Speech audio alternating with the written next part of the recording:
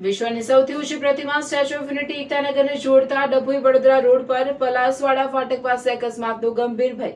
Dabhoi police દ્વારા માર્ગ અને મકાન વિભાગને કડક ચેતવણી સાથે જરૂરી દિશા નિર્દેશ કરવા લેખિત રજૂઆત કરવામાં આવી છે. સ્ટેચ્યુ ઓફ યુનિટી એકતાનગરને જોડતા ડભોઈ વડોદરા રોડ પ્રવાસીઓ માટે અત્યંત મહત્વનો માર્ગ છે. ગુજરાત સહિત ભારતના અન્ય રાજ્યો અને વિદેશથી આવતા હજારો પ્રવાસીઓ દરરોજ આ હાઈવેનો ઉપયોગ કરે છે. જો કે હાલમાં આ માર્ગ પર આવેલા પલાસવાડા રેલવે ફાટક પાસે વળાંક અને ડાયવર્ઝનના કારણે ગંભીર અકસ્માતો થવાનો ભય સેવાઈ રહ્યો છે. આ મામલે ડભોઈ પોલીસ સ્ટેશનના પીઆઈ એટી પટેલ તથા પીએસઆઈ જે.જી. વાઘેલા દ્વારા નાયબ કાર્યપાલક ઇજનેરની કચેરી માર્ગ અને મકાન વિભાગ ડભોઈને એક મહત્વનો લેખિત પત્ર પાઠવી તાકીદે પગલાં લેવા રજૂઆત કરવામાં આવી છે. ડભોઈ પલાસવાડા રેલવે ફાટક પર ઓવરબ્રિજ બનાવવાની કામગીરી છેલ્લા 1 વર્ષ કરતાં પણ વધુ સમયથી ચાલી રહી છે. આ કામગીરી માટે વહીવટી તંત્ર દ્વારા હાઈવે પર ડાયવર્ઝન આપવામાં આવ્યું છે. પુલની કામગીરી ચાલુ હોવાથી રોડની બંને તરફ સિમેન્ટના મોટા બ્લોક મૂકીને 2 લેન બનાવવામાં આવી છે. ડભોઈથી વડોદરા તરફ જતી લેન પર રોડ ડિવાઈડરનો કેટલોક ભાગ તોડીને ટ્રાફિકને જમણી તરફ વાળવામાં આવ્યો છે. સૌથી મોટું જોખમ ડાયવર્ઝન આવે તે પહેલા જ રોડ પર એક ખતરનાક વળાંક છે. આ વળાંકના કારણે વાહન ચાલકોને આગળ આપેલું ડાયવર્ઝન દૂરથી દેખાતું નથી. અપૂરતા સાઇન બોર્ડ ડાયવર્ઝનવાળી જગ્યા પર ખૂબ જ નાનું બોર્ડ લગાવેલું છે, જે ઘણું અંદરના ભાગે હોવાથી નજરે પડતું નથી.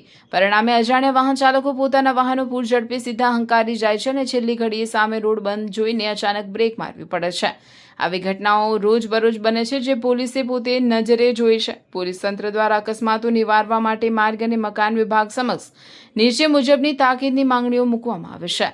રેડિયમ પટ્ટી અને કલર પલાસવાડા રેલવે ફાટક પર મૂકવામાં આવેલા સિમેન્ટના મોટા બ્લોક દૂરથી દેખાઈ આવે તે માટે તેના પર તાત્કાલિક રેડિયમ પટ્ટીઓ લગાવવામાં આવે અથવા રેડિયમ કલર કરવામાં આવે.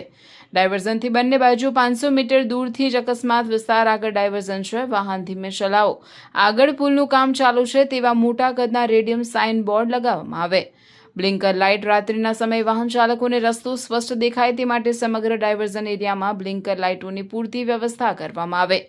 ડભોઈથી વડોદરા તરફ જતા જ્યાંથી જમણી બાજુ વળવાનું છે તે ચોક્કસ સ્થળ પર જમણી તરફ વળવા માટેના તીરના નિશાનવાળા વધુમાં વધુ સાઇન બોર્ડ મૂકવામાં આવે. ડભોઈ પોલીસે લેખિત રજૂઆતમાં સ્પષ્ટ અને કડક શબ્દોમાં જણાવ્યું છે કે જો ઉપરની મુજબની સુરક્ષા વ્યવસ્થાના ભાવે ભવિષ્યમાં આ સ્થળે કોઈપણ નાનો કે મોટો અકસ્માત થશે અથવા જાનહાનિ થશે તો તેની સંપૂર્ણ જવાબદારી તંત્રની રહેશે. આ મામલે માર્ગ અને મકાન વિભાગ ડભોઈના જવાબદાર અધિકારીઓ તેમજ સદર સ્થળ પર કામ રાખીને બેઠેલા કોન્ટ્રાક્ટર વિરુદ્ધ ગુનો નોંધી તેઓને આરોપી બનાવવામાં આવશે, જેની ગંભીરતાથી નોંધ લેવી.